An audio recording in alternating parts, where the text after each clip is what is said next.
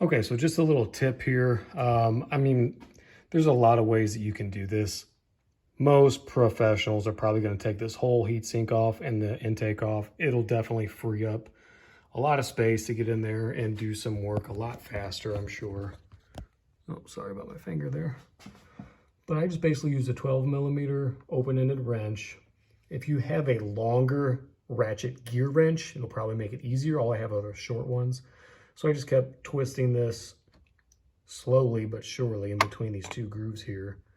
And then I just have my telescoping magnet there to catch the bolt.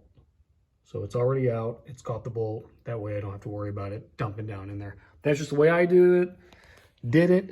Obviously, you can do it a lot of different ways. Okay, so here goes another informal video on removing the downpipe.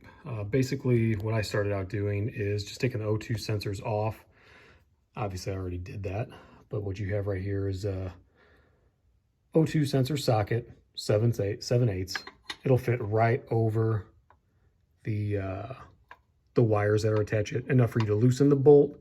As soon as I broke it free, I detach the clips here for the O2 sensor, so that way you could twist it out without binding up the wires and things like that.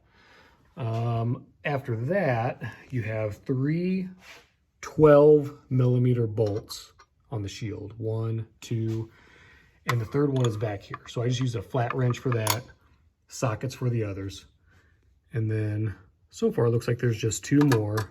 1, 2, can't really see it, but there's another one right down there. 10mm bolts. If there's any more, I'll add those here in just a second.